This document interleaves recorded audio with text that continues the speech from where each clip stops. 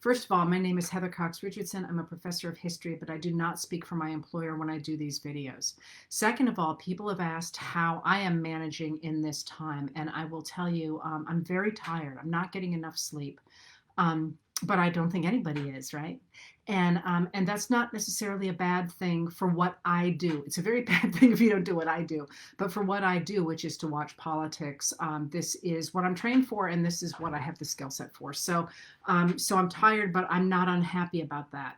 I would urge you, though, to make sure that you're getting enough exercise to the degree that you can, and that you're eating right, because you need stamina right now. And we are in what is, I think, probably the most profound crisis in our history in this country, and that's stressful, as you all know.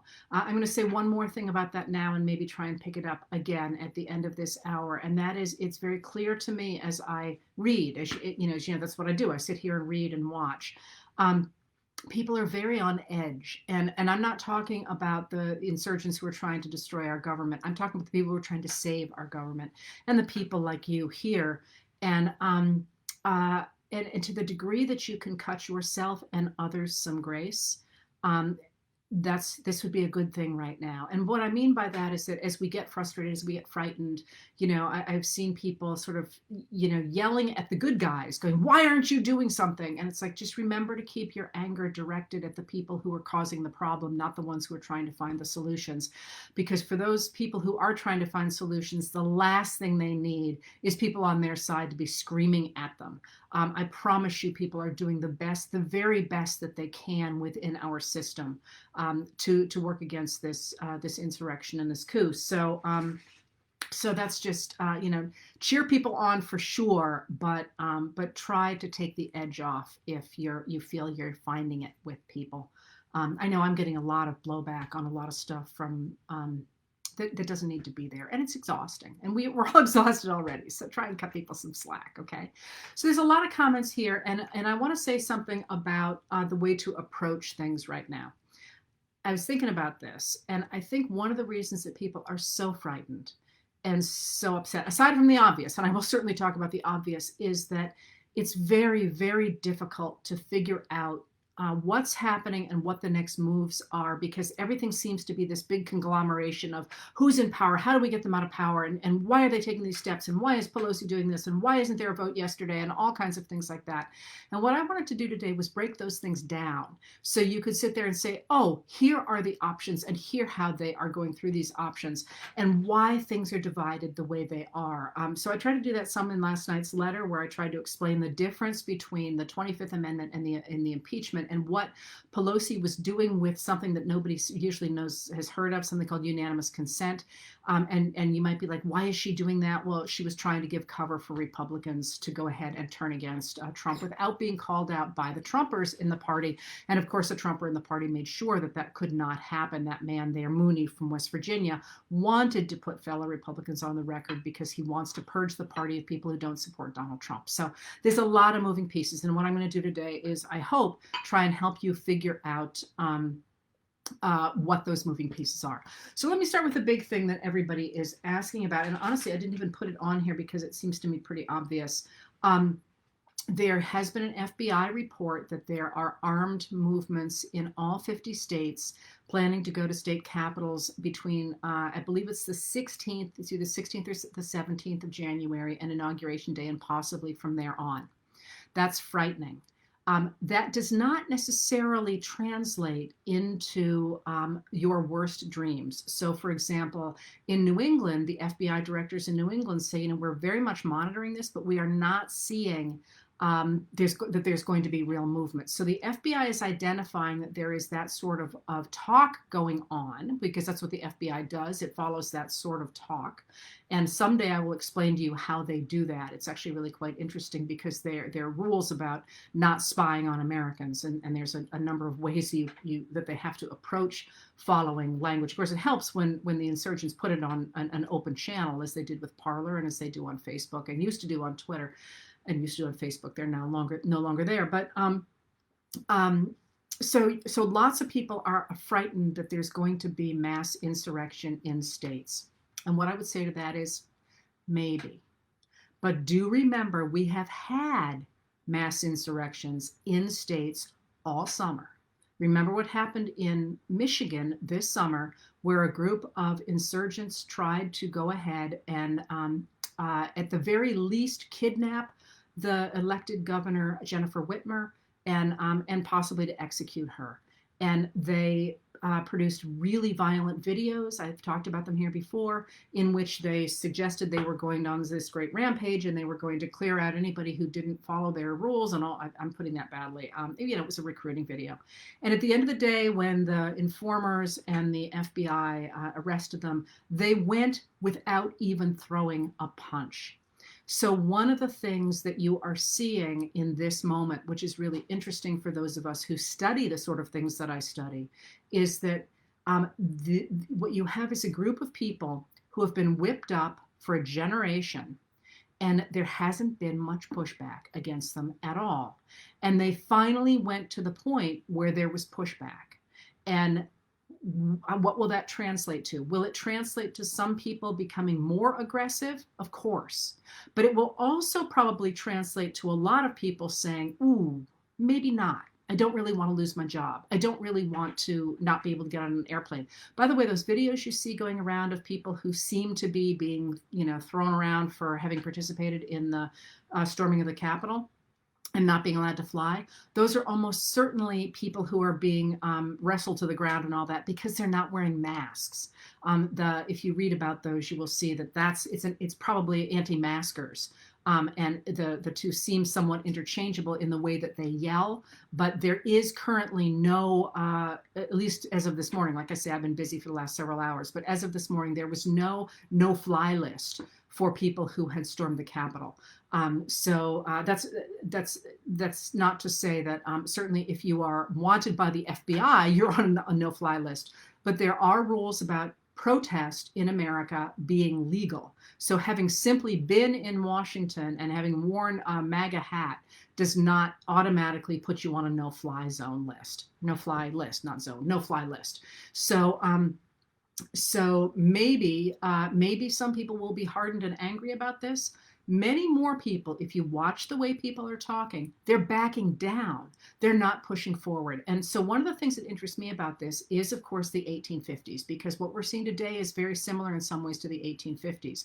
And one of the things that the Confederate leaders had going for them when they went ahead and they sparked the Civil War in 1861 was they had control of the media and they had control of an entire region. So they really were trying to separate out from the United States of America. That is not the case now. The people who are launching this insurgency against the United States government want to take over the whole thing. They don't want to take their states and go, their marbles and go home. They want to take over the whole thing. And that means something very different than what happened in 1861. And again, in 1861, had there been a free and fair vote for or against secession, I have zero doubt that the Southern states would not have been able to capture a popular vote in order to secede from the Union. They managed to do that for really kind of sort of bizarre reasons that I'm not going to go into right now because there's a ton of time. But the Southern states, the deep Southern states, seceded from the Union without popular votes. Those were decisions made by the elites, and there was a lot of pushback against that. They deliberately did not let most people in the South vote on whether or not that would happen. And then after the war broke out, then when the Union started to try and force those states to stop taking over federal installations in the South, then the Upper South joined. And once people were dying, very hard to quit. And that's one of the things that I always emphasize is that wars are incredibly easy to start, but they're very hard to stop, because once you have thrown blood and money at something, when do you say, oopsie poopsie, I quit? And that's obviously what kept us in Vietnam for so long, because nobody wanted to be the president to say it's time to go. And so when people are frightened about what's happening now, maybe. And as you remember, I said there was going to be bloodshed on January 6th. I didn't expect a storming the Capitol. I expected it would be fighting in the streets of places like Washington. And that may may be one of the things that caused the trouble, is that it appears, again, appears, we do not know yet. There's a lot of feelers out there, a lot of stories. They're not verified yet. But that what law enforcement were concerned about was that Trump was going to spark riots and then invoke the Insurrection Act. And so those 10 former defense secretaries who said the military has no role to play in this election, quite possibly were reacting to a different fear that, of course, Trump had set up, not Trump probably, but Trump and his people like Roger Stone and all that, had set up as a distraction from what they were really going to do. And that may be what was going on there. So again, I know people are frightened about what might happen on January 20th, but I truly don't think this is a given. I think a lot of people are going to look at what's happening and say, I don't want to be part of this because, if it goes my way, that's ducky. But if it doesn't, I'm going to federal prison for possibly the rest of my life. And those are pretty high stakes. And again, you can see over the last several days the tide turning against this insurrection attempt. So now that brings up something else people have asked about the inauguration. Why won't Kamala Harris and Joe Biden take the oaths of office elsewhere and then sort of sneak into Washington? Safety is a huge issue, but think about what that looks like. That looks like they don't deserve to be president and vice president. And that has been tried before. Actually, Abraham Lincoln snuck into Washington, D.C. In order to be inaugurated because there were rumors he was going to be assassinated. And people made such fun of it that it said, he's not really the president. He's sneaking into town. He doesn't really belong here. That he swore he would never again hide as the leader of his country.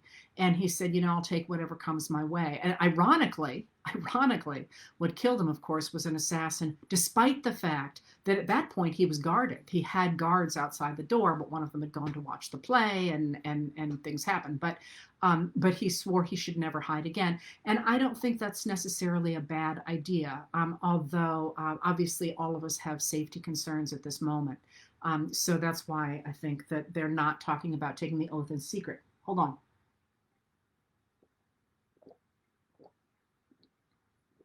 All right. So more questions about that. Questions about what's going on with impeachment. All right. So people have asked about what one can do. First of all, the things you've asked about are impeachment, the 25th Amendment, censure, and a reprimand. All right. So let me explain what those all are. Impeachment is the remedy that the framers put in the Constitution that enables the Congress to get rid of an officer of the government whom they do not trust. That person does not have to have committed a crime, although I'm going to use the word he here just because so far this has only happened to he's, and I'm talking about the framers, but it of course applies to anybody of any gender who is in any high-ranking office. Including chief justices, for example, federal justices. So impeachment is designed to get rid of somebody at the head of the government who is not doing his or her job or their job. And as I say, it doesn't have to be a crime. And then what I used to talk about last year when we were doing this was to say, you could impeach somebody who isn't committing a crime, but who is simply sitting and watching TV all day, because you kind of need to have, a president. And of course, that's certainly something you could complain about with Trump, because he basically, for all intents and purposes, we don't have a government right now. It's very unclear who is doing anything in Washington. And that's a really, really, really big deal, by the way, which I hope I'll have time to get to. But so in order to impeach somebody, what happens is that Congress has to get together and has to talk about why they don't trust this person. And in various times, it could be for any number of reasons. And it could be that that person has committed a crime, but it might be simply that, as with Andrew Johnson, they said he has brought Congress into disrepute. Well, Johnson had actually called for the hanging of a number of Congress critters. So then you get into the issues of speech and all that. So what they try and do is they try and make charges that are pretty irrefutable. And then because you need to have a vote on it, you need to have people pass those. First of all, the articles normally go through the House Committee on the Judiciary, and then they go to the House as a whole. And the reason I make that distinction is Nixon's articles of impeachment only went through the House Committee on the Judiciary. They were on their way to the full House when senators persuaded Nixon to resign. All right, so then if the House says, yeah, we don't trust this person, then it goes to the Senate. And by a 2/3 majority of the senators present, not of all the senators, but of the senators present. And that's interesting, isn't it, right there? By a 2/3 majority, they either convict the president or don't convict the president. By the way, nobody is ever declared innocent. That's not something that happens in our system. They're declared not guilty. All right, so and then nothing happens. Then people say, well, he's been impeached. Shouldn't he not be able to do all these things? No, that's not the way it works. If you are not convicted, if the Senate does not convict you, it's a clean slate. I mean, it's a mark against you, but it's a clean slate. And one of the things that's important to remember is when the framers wrote that system, they did not expect political parties. They truly believed that senators would organize themselves into what was essentially a jury, and they would actually take a look at the facts at hand and decide whether or not the president or the vice president, whomever had been impeached, should be removed from office. Once a president is removed from office, convicted that is of the articles of impeachment, then he or she loses their pension and all sorts of things. I'll tell you about that in just a minute. Somebody asked, can you impeach Pence? Yes. Yes, of course. But think about where we are right now. What Nancy Pelosi has done in the House of Representatives is she is trying desperately to pressure the Republicans into replacing Trump with another Republican. I mean, if she were trying to say, oh, yeah, I want to be in that seat, nobody would go for it. Even most Democrats wouldn't go for it, because then it looks like a Democratic coup. That's not what she's trying to do. So Pence is perfectly safe from the House of Representatives and certainly the Senate. The person he might not be safe from is the president. And that's an interesting story that I hope to get to as well. All right, so that's impeachment. That is the constitutionally mandated system for removing a president who's gone off the rails. That's different than the 25th Amendment. And I've talked about the 25th Amendment before. The 25th Amendment is a different procedure with different people. And with the 25th, what that does is it sets up a number of systems that we needed for how to replace, for example, a vice president when the seat of the vice president is empty. That's not in the Constitution. So they had to come up with a way to do that. And Nixon was the first to use that. And when Spiro Agnew resigned and he appointed Nelson Rockefeller, who took that position. But the 25th does something else. And I talked about this last week. It was an attempt of Eisenhower originally to deal with the fact that he was very aware from his experience in the military that sometimes, I realize I'm talking really quickly, and that I know bothers people. You can slow me down on YouTube, just so you know. I was trying to cover a lot of material. I'll try and slow down a little bit. Eisenhower was very aware, because of his experience in the military, that sometimes a leader did not know he was not okay, because he had watched a military leader have problems, have mental issues during World War I, and he was concerned that he might not recognize if the same thing were happening to him. And of course, he had had huge responsibility to lead people during World War II. He had led people into D-Day, and one of the most powerful examples of his true leadership was the fact that he sat down the night before D-Day and wrote a letter to his superiors, taking all responsibility for having messed up D-Day. He said in that letter, before D-Day had happened, that his men had fought brilliantly, his underlings had done their jobs, and the sole responsibility for the disaster that had happened was his and his alone. Well, of course, D-Day was not a disaster. D-Day was a success. But the fact that even beforehand, he was saying about the people below him, for all he knew, they were going to turn tail and run. And of course, they didn't do that. But he stepped up and said, I'm going to take responsibility. But because of that, he recognized that sometimes a leader needed to protect the people below him. And one of the ways to do that was to make sure there was a system in place for saying, hey, dude, you don't know it, but you've gone off the rails. And so that he started to talk about that, especially after he had to have surgery. And he had a private arrangement with his vice president, Richard Nixon, to go ahead and have Nixon take over if something happened to him while he was being operated on. But he said, we got to have some kind of a system. And Congress was like, yeah, sure, whatever. And then in 1963, when JFK is assassinated, they're like, oh, crap, you're right. We got to have a system. And so we get the 25th Amendment. And what that does is it puts together a system within the executive branch. Now, this is not the congressional branch. This is within the executive branch that says the vice president and members of the cabinet say, hey, we got an issue. We got to go ahead and we think this guy's not okay. And it sets up a system by which they remove him from power, but only for a very brief period of time. He mounts a defense, and then there has to be a decision made about whether or not he's okay to go forward.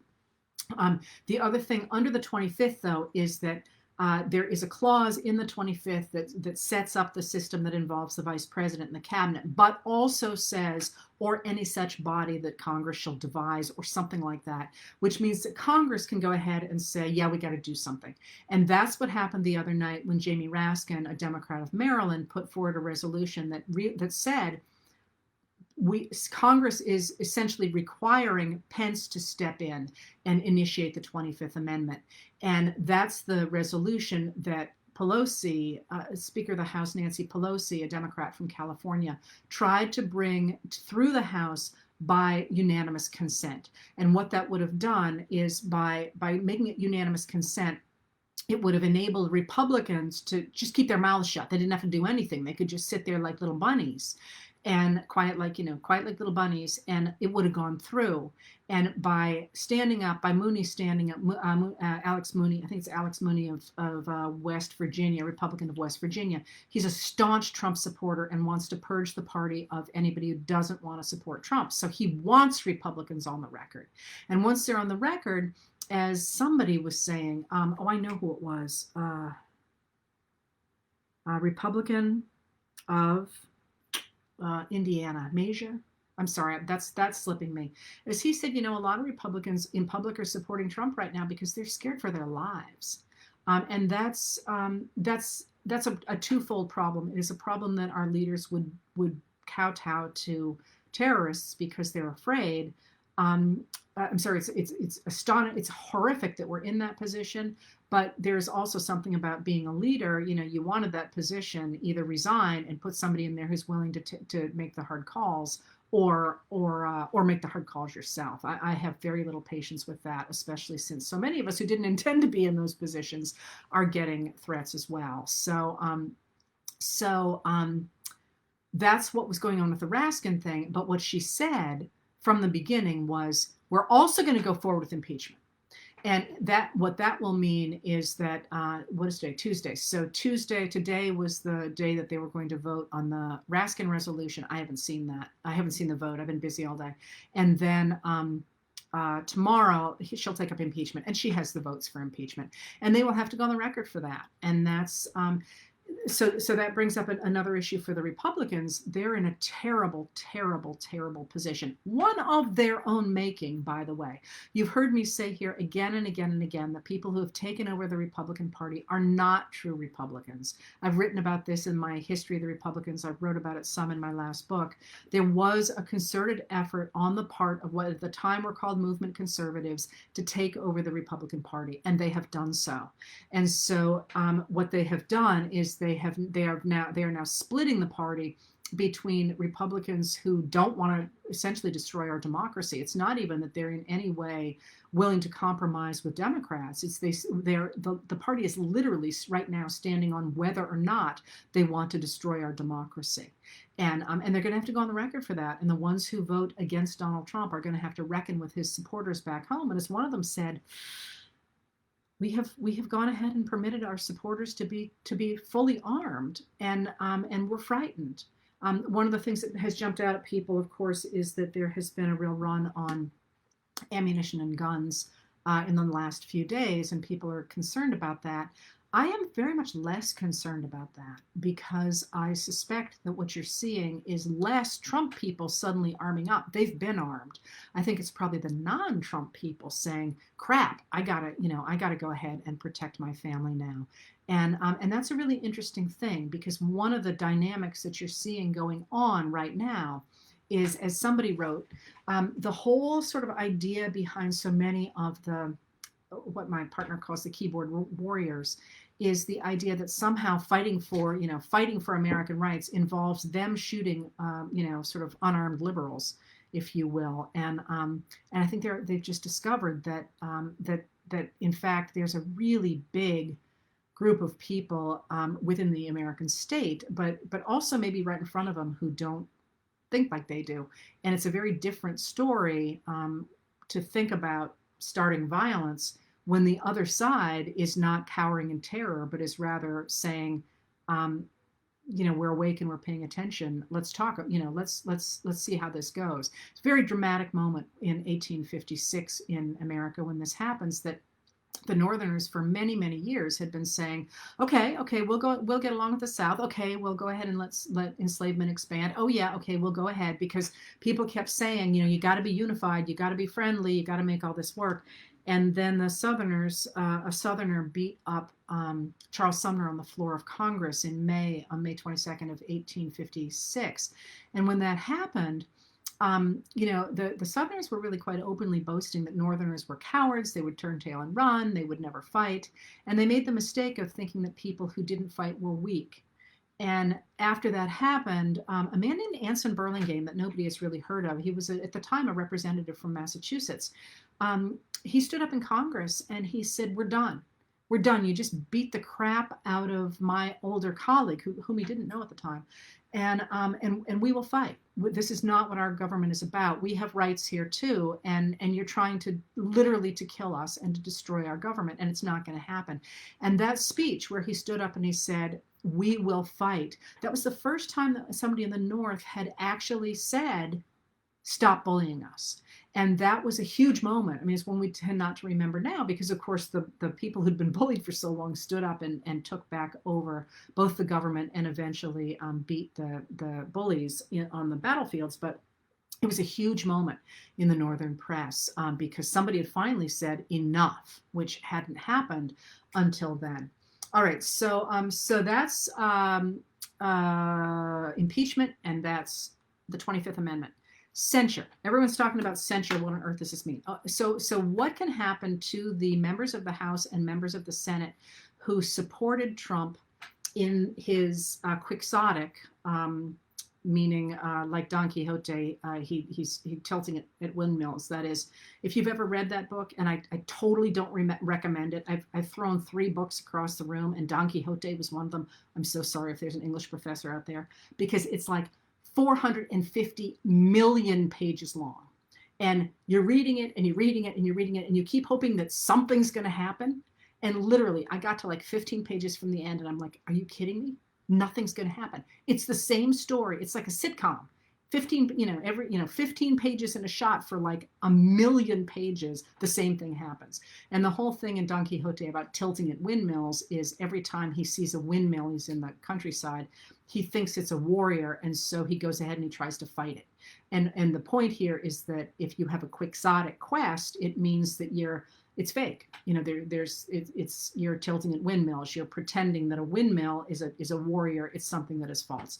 So every time I think about Trump and his quest to prove that the election was fake, it's quixotic. He's tilting at windmills because I'll tell you that in a minute. So what do you do with the fact that a number of senators and representatives, 147 representatives, and I think it's 8 senators. That don't quote me on. I don't remember. Because there were different ones between Arizona and Pennsylvania in the counting, and I don't remember how many was which. I know it was 6 for Pennsylvania, but I'm sorry, for Arizona, but Pennsylvania picked some more up, and then by then it was 3:30 in the morning, and I didn't care. But so what do you do with them? Well, so there are options. So the obvious one is vote them out of office. But a lot of them, like Marjorie Taylor Greene, who is probably in trouble for revealing that on Twitter, after being told not to for safety reasons, that the members of the House of Representatives, including Nancy Pelosi, had been moved out of the chamber to secure places. They're brand new. They got 2 more years. So what do you do about that? In the Constitution, the House and the Senate can expel their members. And they can expel their members for a number of things, for corruption, for, I want to say there was even a moral turpitude one, maybe. I looked at the list recently. But they have expelled, it's very rare, but they have expelled people before. And where they have expelled them before is for insurrection. They expelled a number of people, both in the House and the Senate, 3 people in the Senate and maybe 15 off the top of my head from the House for supporting the Confederacy before in the early years of the American Civil War. So that has been done before. And I absolutely think it should be on the table, because think about it. Should you have people legislating for you who want to destroy your government? That seems kind of like no, you know? So it's worth looking at the bigger picture there. So they could be expelled, a huge deal. Now, there's another thing that could happen, and they're talking about for people like Josh Hawley and Ted Cruz, both of whom are bearing a lot of the responsibility for having turned Trump's lies into the crisis that it became, because Josh Hawley especially announcing that he would join the efforts of House Republicans to go ahead and say that the election was unfair, that fired a lot of people up, because rather than simply killing the issue, he made it stick. And then after the attack on the Capitol on January 6th, a number of, people like Mitch McConnell, Majority Leader Mitch McConnell, who's a Republican from Kentucky, put a lot of pressure on those senators to shut up and to get with the program, because there had been something that happened, an attack on the government, and that they should stop pretending that the election had not been fair. And Hawley, of course, refused to do that. So he's really a pariah right now because he fed this. And they are talking about censuring him if they don't expel him. And so I'm not a fan of censuring, because you know what they do when they censure them? It's supposed to kind of be a shaming. So they literally are, the Congress votes to censure them and says, you did something bad and here's what it is. And they use mean language and say nasty things. And the person has to stand in the well of the Senate while it's read. And they're supposed to be so mortified by having this happen that they'll start straightening up and flying right. Really? Like maybe in 1810 that would have worked, maybe even in 1910, but I have a hard time believing that Josh Hawley, who is a fervent evangelical who believes that he is on a mission to turn the country back to or turn the world back to the 1700s in terms of it, the way it looks at the relationship between religion and secular world, and I'm not making up that date. There's been a wonderful a couple of looks into his ideology, and he has not hidden it. He's quite open about the fact he is an evangelical Christian who wants to make this land a theocracy.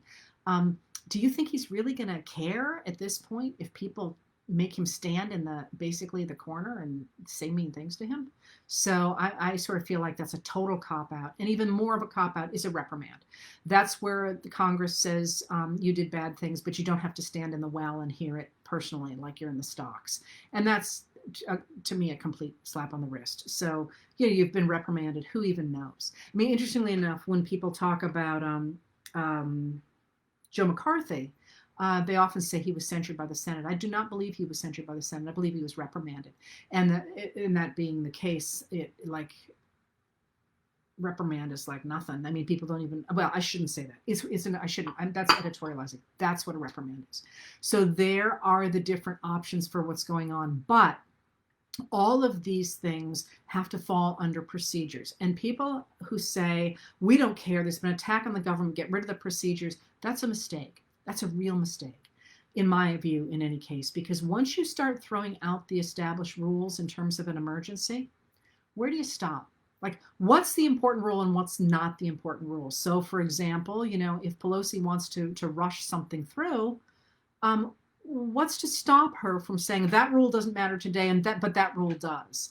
That's a reason we have rules. The other thing about with impeachment, one of the things going on is that Mitch McConnell absolutely does not want his senators to have to go on the record either for or against the president. He just doesn't, because he's trying desperately to keep the Republican Party together.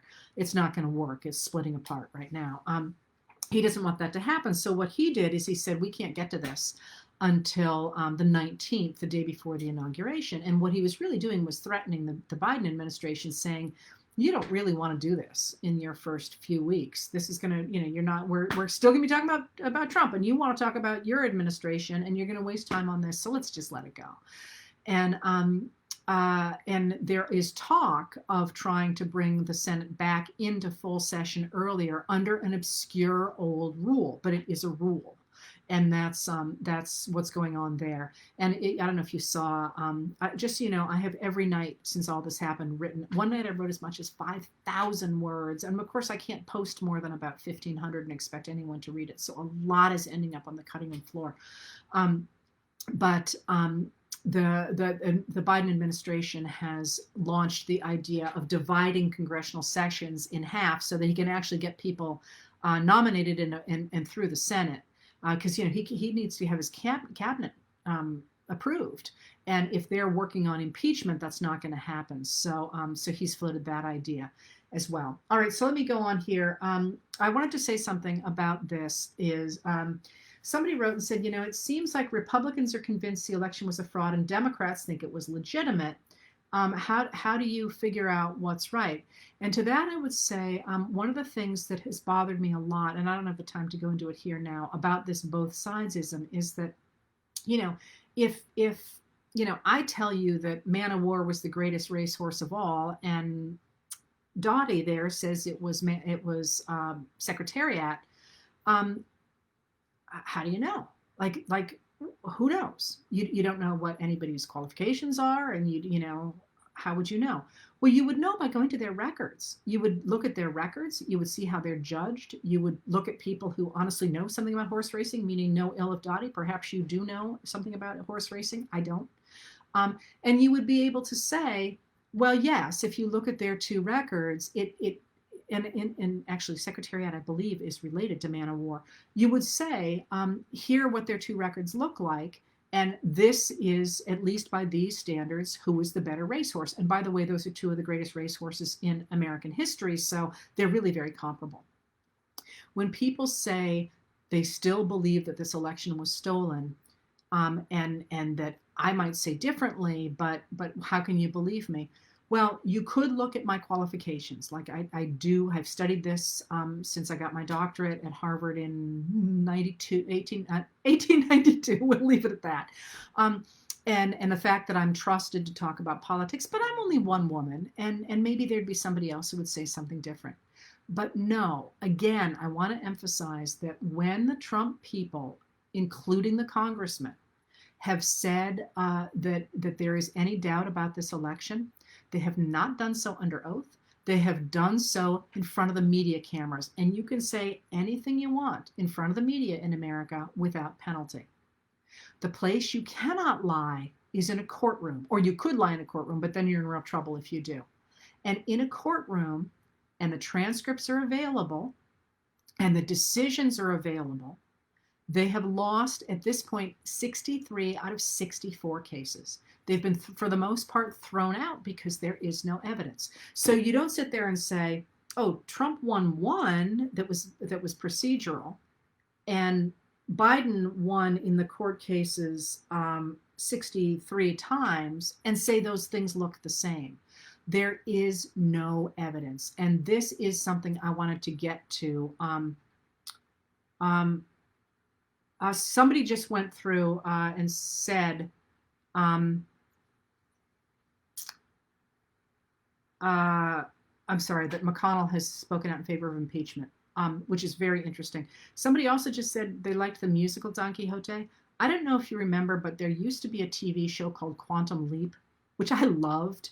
They had a really good Don Quixote thing, which is actually what made me read the book.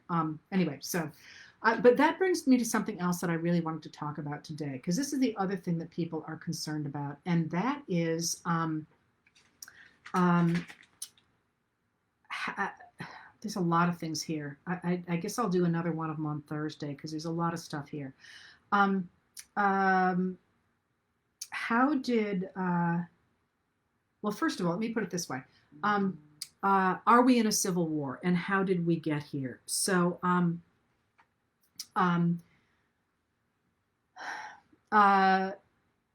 when people talk about a civil war, they often think of, people in little gray uniforms, little blue uniforms running at each other. And no, we are not going to do that. That's an old-fashioned way of war. When people also talk about a civil war, they talk about people who are internally very divided. And I would urge people to think about this moment. First of all, and people say, a lot of people said to me last summer, we're not in a civil war because nobody's really dying. And I'm like, hang on a minute. That's like saying Reconstruction was great because nobody died. Wait a minute.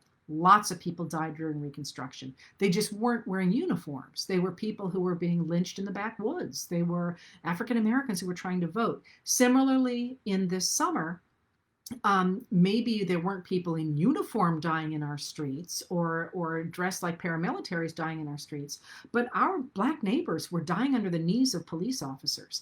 And if you think for a minute that you would be sitting here in 100 years from now and not put that in as a major piece of what's happening in America right now, I've often thought if I wrote a textbook about this era, which I will not do, I would entitle 2020, the chapter would be titled I Can't Breathe, because between what was happening to Black lives and also the coronavirus victims, isn't that kind of what happened in 2020, is that the life of America was getting sucked out as our oxygen was cut off?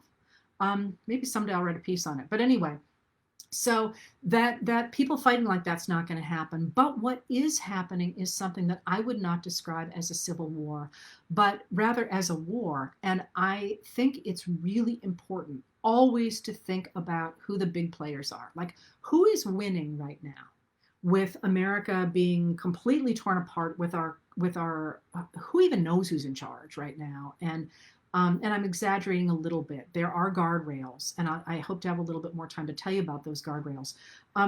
Who's winning right now? It's really not most Republicans. That maybe some of the leaders are, the guys who have a lot of money, guys and women who have a lot of money, but like the little people aren't winning. Who wins by destroying America? And I'm not urging people to look negatively at other countries, but certainly our standing in the world has been devastated in the last 4 years. And one of the things that I am fascinated by is the way we think about things. As you know, that's what I study. And people have asked, so I'm going into a question you asked sort of backward. People have asked me repeatedly, what do I do with my uncle, my family members, my mom, whoever, who buys into this right-wing idiocy that Trump won the election and that Antifa stormed the Capitol, which has been completely debunked? What do you do with that? Have they been brainwashed? What is brainwashing? Well, brainwashing is an old term. It's a term from the 1950s primarily, at least in America. I'm not going to speak about any other country, where Americans were trying to get a handle on what it meant, what Chinese communism, for example, meant, and on fears of, the rise of communism. And they believed that somehow there were techniques by which there was sort of a forcible way of making people rethink or believe things that seemed crazy if you were on the outside. And sometimes now we talk about it with regard to cults, that they have been brainwashed. And there are certainly ways that one can do that. There's a piece in The Guardian today, it came out, I think today, by a Uyghur who was captured in China and put into a re-education camp, and short of food, short of sleep, tortured, asked, repeatedly pressured to call herself a terrorist. People's minds are very delicate things, and that absolutely happens. I don't believe for a minute that that's what's been happening in America on the right. But what has been happening is something that I would refer to as psyops, psychological operations. And this is something that's got the same sort of end, but is done very differently. And that is the gradual changing of the way people think about things by repetition, by fear, by misleading, by what now people recognize the term gaslighting. And one of the ways to think about this, as I was trying to think about how to talk about it, is, think about how you would or how one could react if, say, a 12-year-old came to you and said they wanted to learn to make bread. Which, if you bake bread, it's totally easy, but if you don't, you think it's a little bit of a mystery, right? So if somebody did that and came to you and you were like, sure, no problem, I'd be happy to. I'm making bread tomorrow. Come along, we'll have a good time. And the person comes and you help them do it, and they screw up, because everybody screws up everything sometimes. And you're like, no biggie. We'll just fix it this way and whatever, and it's going to be great. And you put it on the table and you say, this is great. See how easy that was? That kid's going to feel fine about baking bread. But what if you're like, oh, yeah, I guess I could teach you. Yeah, okay. Let me block some time out. And then when the time comes and the kid starts doing it, going, wait, don't. Oh, no, you're doing fine. No. Oh, don't worry. That'll be okay. I can make that okay. Don't. No, it'll be okay. No, it's happened before. No, really, it'll be fine. I'll go ahead and I'll take care of it. And you can see what I'm doing here. And by the time it gets on the table, you go like, well, yeah, this is really good. This is really good for a first try. You can try harder. I didn't say anything negative there, but look at the difference between those two kids. One's going to be like, yeah, sure, I can bake bread. The other one is going to be like, oh my God, I'm the biggest screw up on the planet. Now, I'm not suggesting that anybody in the last many years has been trying to keep us all from baking bread, but the psyops that have come from the right about priming their believers into hating those who are not like them has been quite like that. The idea somehow that anybody who doesn't vote for a Republican kills babies. I mean, that's just crazy talk. And yet it was not Donald Trump who said that in 2016. It was Carly Fiorina, who was running for the Republican platform. And she said that in a national debate, and obviously made a big impression on me, because I'm like, that's nuts. That is simply nuts. And similarly, the idea that women who are asking for the laws simply not to discriminate them are feminazis. I mean, you can see how this psyops worked. And since then, of course, there have been, since 2016, we know there have been efforts on the part of bad actors from other countries to really amplify these differences, not only convincing people on the right to hate people on the left, but convincing people on the left to hate people on the right, and convincing people of color to hate white people, and white people to hate people of color. And those psyops have been instrumental in dividing us and tearing us apart. So that, I think, is a really important piece to have in here, is the recognition that people really have been programmed, and not because they've been locked in a dark room, but because they've been fed a steady diet of, oh yeah, sure, I can help you with that, as opposed to saying, sure, we can make this work.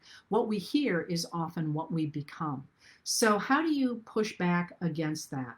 A lot of people have asked that. Oh, wait, this is over here. Oh, so one of the things I wanted to say about that, about PSYOPs, is I wanted to talk about QAnon. QAnon has been enormously popular, in part because it has such a big platform, but in part because of what it is. And what QAnon does that's really interesting is that much of what something like that does is it builds off things that are real. So much of what QAnon or any kind of conspiracy theory does is it's believable, because most of the time it's on solid ground, or much of the time it's on solid ground.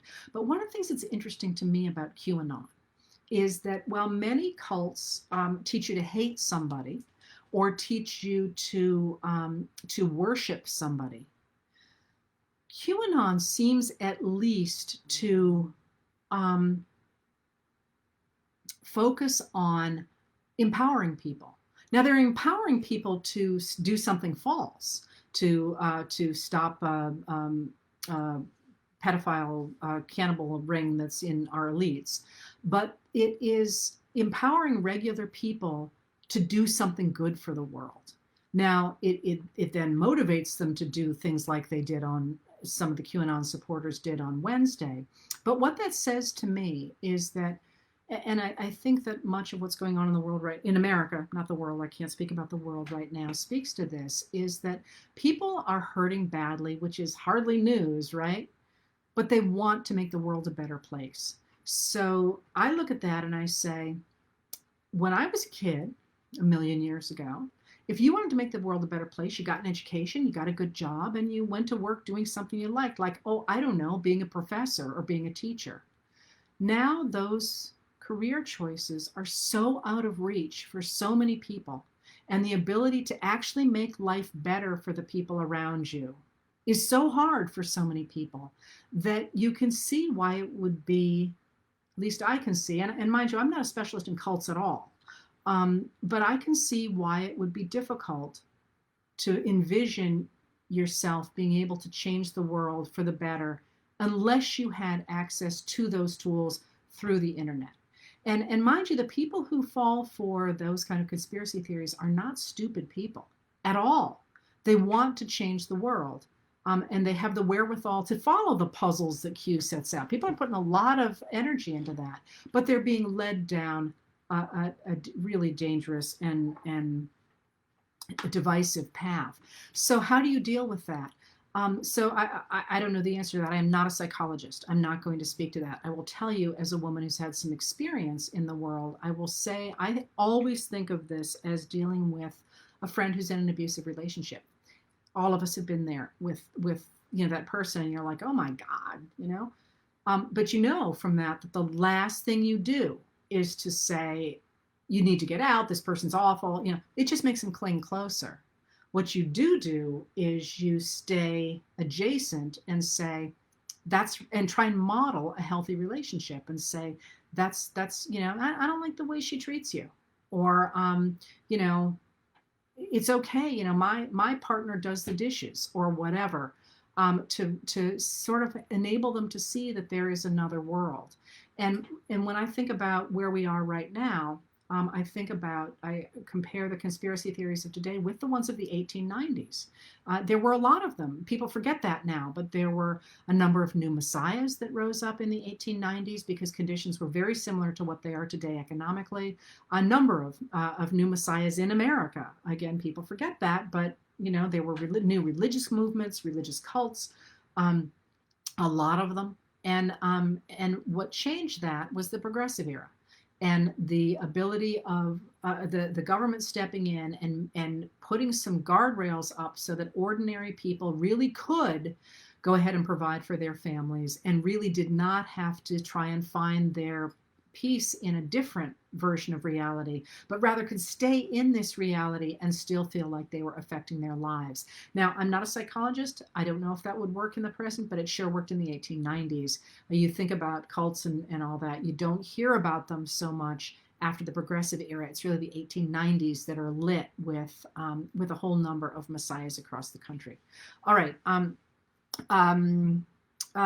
Yes, people are talking about, there's a wonderful, wonderful article, I don't remember where it is, about how the people who broke into the Capitol saw themselves as part of a TV show. And somebody just said, I hope I did not say, somebody just said that I said QAnon was not denigrating anybody. If I said that, I misspoke. They are highly anti-Semitic. They are racist. They are an absolute continuation of the white supremacist cults of the past. I don't mean for a second to suggest that there's in any way that they are acceptable. What I'm trying to say is that this is not new under the sun, and that no, we should not, at least I am not advocating in any way embracing anything they believe, but people have asked, how do you foresee making that stop? all I can say is in the past, what helped was to make the country fair again, so that people didn't fall into cults like that. If I said that, I am dead wrong about that. Okay, somebody asked about just now about what's the point of impeaching Trump after the after his term is over. It is that if he is impeached, he won't. First of all, he's going to be impeached tomorrow. But the issue is conviction. Those are two totally separate things. All right. So there's impeachment and there's conviction. If he's impeached and not convicted, doesn't matter, except that he goes in the history books as somebody who's been impeached twice. If he is convicted afterward, and yes, that can happen. It's happened. It happened after Grant's term. Then he doesn't get the the Secret Service protection, or the money, the retirement money, or the support money that former presidents that get. And they get that, by the way, not under the Constitution, but under a law called the Former Presidents Act, I think it's called, which just formalizes the idea that they get protection, and they get a salary, and they get some money for an assistant, basically. There's also one other critical thing that conviction would do, and it would mean he could not run for public office again. And that's something, of course, that a lot of people are very concerned about. As I say, I'm not terribly concerned about him running for office again, because I don't think he's in terribly good health. But I also do think it's a very good idea to take that option away from him. So that's why you can do that. All right.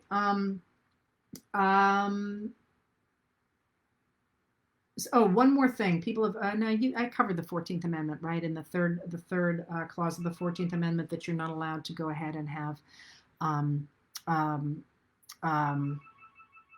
you're not allowed to serve in Congress if you have aided and abetted an insurrection. That, I think, is on the table there. And what else? I think that's pretty much it. People have asked again about, a couple more things there about the issue of free speech. Often you're hearing right now that because Google and Facebook have deplatformed, I'm sorry, not Google, Facebook and Twitter, and I think Reddit and some other places have deplatformed QAnon and the people like Matt Gaetz and the radical right and Donald Trump, that somehow they are attacking their free speech. That is not true. Let me be very clear that free speech enables your ability to say whatever you want, to say whatever you want without interference from the government. And there are limits to that, by the way. There are absolutely limits to what you can say with the government, but it means they can't, for the most part, shut down what you can say. The First Amendment does not cover private organizations. So Facebook can tell you what you can or can't say, and your job can tell you what you can or can't say, depending on what kind of a job you have. So the idea that somehow that Twitter has said you can't come on here and say that the election was unfair is somehow silencing Matt Gaetz, who's a congressman after all, that's ridiculous. And certainly the idea, as you're hearing, that deplatforming the President Trump is somehow shutting him up. The man literally has a press corps. And Devin Nunes yesterday saying that he is now being deplatformed because he can't speak out. When he's saying that on TV is ridiculous. But it is very instructive that they are desperate to get it back onto social media platforms, because that's where they are using this language that is managing to create this sense of fear and anger and violence on the part of their supporters. So those are very different things. And the last thing I want to do here is talk about, when we talk about how we say things, and what I am referring to as PSYOP, psychological operations, you can see it happening to us right now. The idea that somehow it is the Democrats' fault for being, and by the way, I am looking at this as an issue of democracy, right? Literally, a member of the executive branch and some members of the legislative branch incited a riot on Wednesday that came within a minute of putting our elected officials in the hands of people who were willing to kill and who had the tools to do it. That has never happened before in America. That has never happened. And it is unthinkable. And the idea that we are not all of us, I know many of us, most of us, the vast majority of us are horrified. All of us should be horrified. And I don't simply mean that I care about the Congress people that I support. The fact that Mike Pence, whom I will be honest, I have never liked from before he was vice president or anything, the fact that people were in the halls shouting for his death, I don't care about his policies or anything at that point. He is an elected representative. And that's not okay in our country. And the fact that we are not all screaming about that, all of us, every single member of Congress, is a huge problem. And the fact that the Trump Republicans are trying to turn that into the Democrats are being mean by not wanting to reach across the aisle, by trying to impeach Trump over this, is ridiculous. It is the sort of the continuation of the concept of Darvo from abuse, the idea that you're reversing the victim and the offender. The problem is not what they did. The problem is the way you're reacting to it. What they did was try and take down the United States government. And if you think about that, and I'm stammering here because we were within a minute. And that's why I highlighted Officer Goodman the other day. Thanks to Officer Goodman, those people did not break into our Senate and take our senators captive. As bad as what happened was, what could have happened is completely unthinkable. Completely unthinkable. And yet, I think we have to think about it. So the idea that somehow asking to hold those people responsible, to hold them to the law for what they did, is somehow being mean? No, it's called justice. It's called consequences. They acted in such a way that there need to be consequences. I don't care what party you're with. When somebody breaks into our Congress and tries to overturn the free and fair counting of our elections, all of us from every party should, and every religion and every race and every gender and every ability and every language should say, no, that is not okay. And anybody who says, oh, we should not worry about this, they're the ones who are causing trouble. And that's something really important to keep in mind, because that's, again, one of those things you're seeing the language again and again. Elise Stefanik from New York did this just the other day. I can't believe, and so did Devin Nunes, so did Jim Jordan, so did all of these people saying, Biden talks about unity, and here he is dividing us over the issue of impeachment. No. Unity requires that we all agree to support our democracy. And you can't say people who are trying to destroy our democracy should get a pass for doing that, because they will only do it again. And next time, they might be more successful. So I think that's something really important. Keep your eye on the ball on what's going on here. That there's an attempt to pretend that this doesn't matter. This matters a lot. People died in this riot, this attack on our Capitol. Other people made sure that the police didn't show up. All of those things are going to come out in the wash. But one of the things, if I know anything about what I do, it's that one of the great tragedies of Reconstruction was that in their attempt to try and unify the country, the Republicans who had won the war in 1865 tried to reach out a hand of peace to the white Southerners who had started the war. And what that did was it meant that there were no penalties to be borne for having taken up arms against the United States government, killing more than 600,000 people and costing almost $6 billion. There was no penalty. Everybody tried to make friends after that. And what that meant, first of all, was that it threw people of color under the bus, and they paid for it with their lives. But second of all, that whole idea of white supremacy and of the idea that some people really are better than others, lived on. And we are still paying for that now. And if we're still paying for it now in 2021, if we don't get rid of it now, just think of how bad it's going to be 150 years from now. So with that, I'm sorry that I appear to have misspoken about support. I hope I didn't indicate I was supportive of QAnon at all. I was trying to indicate that that there was something interesting about QAnon because it did suggest a positive way for people to engage their intellect to deal with what they are portraying as a real problem.